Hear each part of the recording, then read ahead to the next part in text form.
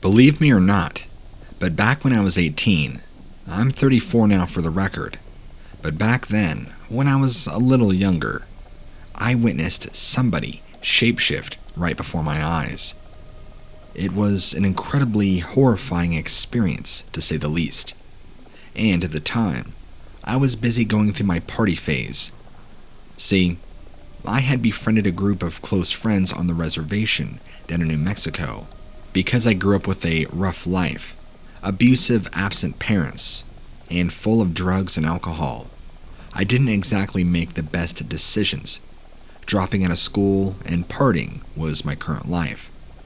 So, this small group of friends and I would spend much of our time out in the middle of nowhere, just getting drunk, total and everything debauchery. And even though this event happened many, many years ago, I can remember it almost vividly.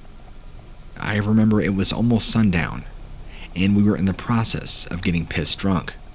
Usually, we would buy a gallon of whiskey at a time, and just finish it until we all blacked out, or worse, nearly died of alcohol poisoning, which happened on more than one occasion. But on this particular occasion, we had just begun to open it, and I think we were all pouring our first drinks. Again, it was sundown, and at this point, none of us had become not sober yet. When, out in the distance, I can remember a man approaching us, covered in animal skins. None of us knew him, and we all made gestures and wondered who was this man approaching us, and why did he appear naked, but covered in all sorts of skins. We sat and watched as he approached slowly, and one of my friends even called out to him, wondering who he was and where did he come from. He said nothing, and then, maybe 40 or 50 feet away from us, he just stopped, stood there, and stared at us, never breaking his glance. We were all very weirded out, and thinking he was a narc or something, and that we needed to ditch the alcohol. After all, we were under 21. I was the oldest, and the youngest I think was 16 at the time. That's when he began muttering something under his breath, in a language I did not recognize. Since many of my friends at the time were native, I had heard them speak their language, and this sounded nothing like what they sounded like. This was something else entirely, like a different language. It sounded very primordial, and before our eyes, the man literally crouched and turned into a damn coyote. I want to be very specific when I say this. It wasn't like the Hollywood movies, where they grow and contort and transform under a moon into a werewolf. He literally took the shape of a coyote, the largest one we'd ever seen. That was enough for all of us. We ditched the booze. We ran out of there, piling into the car, flooring it. This coyote, or the man, never bothered to chase us or move, just continued to remain in the same spot, staring at us. This is proof enough for me and my friends that skinwalkers and shapeshifters on the res and in the area are real, and that they really do practice black magic and other sorts of dark arts. Because growing up, and even being around that area, you hear lots of tales and stories and lots of hoo-ha, but it's very easy to not believe it if you don't see it with your own eyes.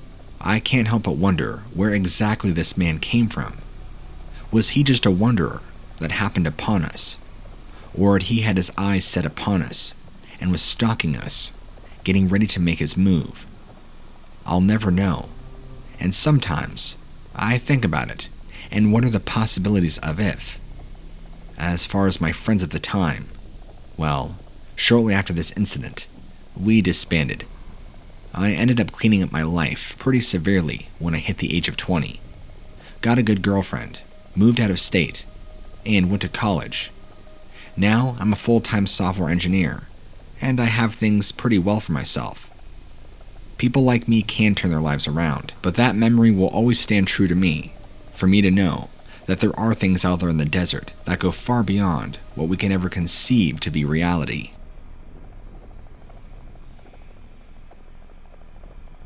I didn't have a personal encounter with a skinwalker, but I do possess stories that will probably blow your mind.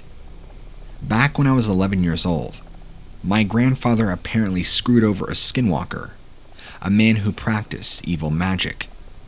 I don't know exactly what he did, what he said, or how he ripped off this man, but this man set a curse on him, and I remember my grandfather getting deathly ill. He was struck bedridden for 2 whole weeks and nearly died, and I guess apparently, before the end of those 2 weeks were up, that man was murdered by some other person on the reservation. I don't know who, and I don't think the police ever found out who it was. But the creepy thing is, as soon as this man was murdered, within days my grandfather became miraculously better. I was convinced he was going to die. He became deathly ill, developing severe flu-like symptoms. We thought he had pneumonia. He had these bizarre purple sores all over his body, and was extremely pale. I'm surprised he survived, and as I got older, I would learn that this man who was murdered, the supposed skinwalker, had cursed and hexed many in the community for all sorts of reasons, attributing to personal gain. I was even later told that there was probably around 14 people that were suspected and linked to this man.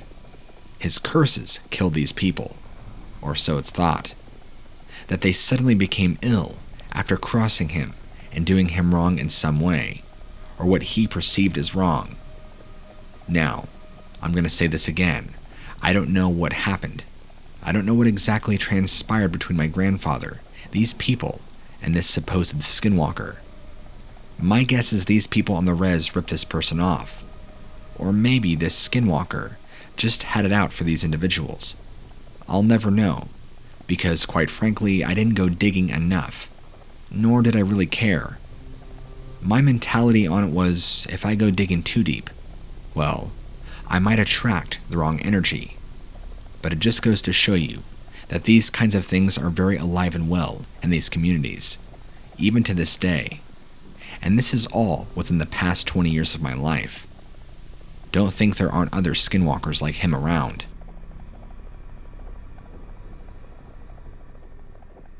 My encounter takes place on New Year's Eve, 1998.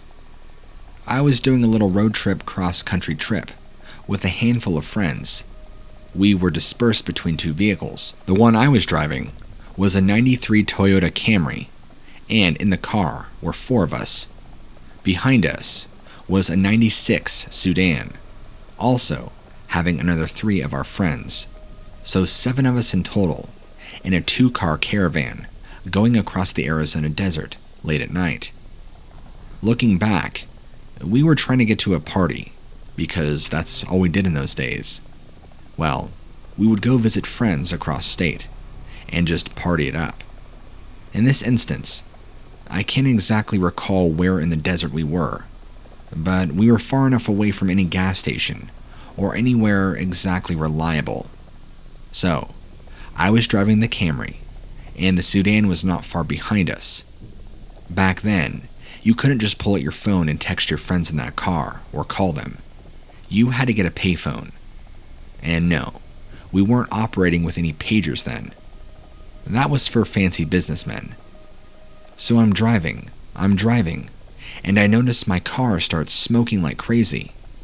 I'm freaking out, and my friend keeps telling me to pull over. I notice the heat gauge is going all the way up.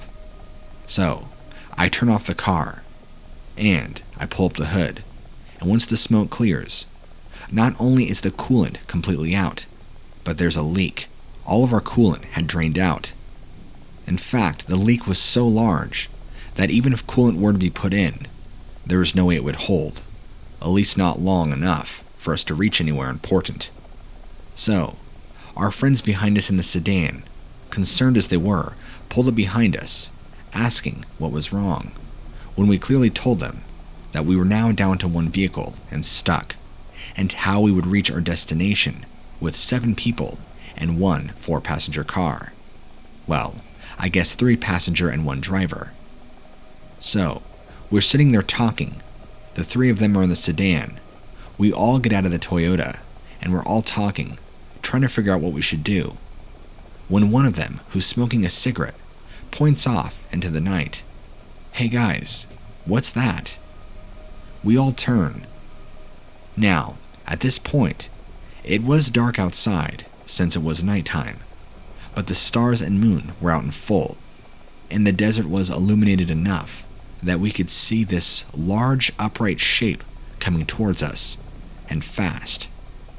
If I had to give you an explanation, take the Hulk, or something very similar looking, make it pitch black, and kind of give it a weird stumble, like it was trying to walk on two legs but very awkwardly, coming towards us out of the desert night, very quickly.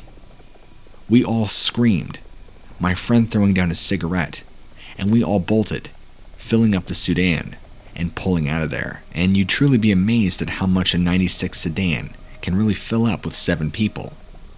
Granted, we weren't really comfortable, but we made it to our next stop, and while we didn't make it to our destination like we had originally planned, we got a hotel, called a tow truck in the morning, and got the car all taken care of. As far as what we saw in the desert that night, I have not a clue, but it scared all of us to death, and all 7 of us saw it. It was huge, and it was coming towards us very fast.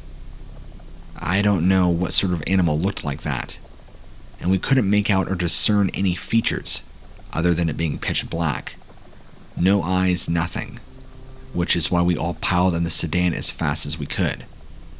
Luckily, we had no belongings that were left in the Toyota, somehow, that we had to go and retrieve. I don't know if this is a skinwalker or some sort of werewolf or what it is we saw, because it didn't resemble any of those things, just a large, black humanoid shape coming towards us.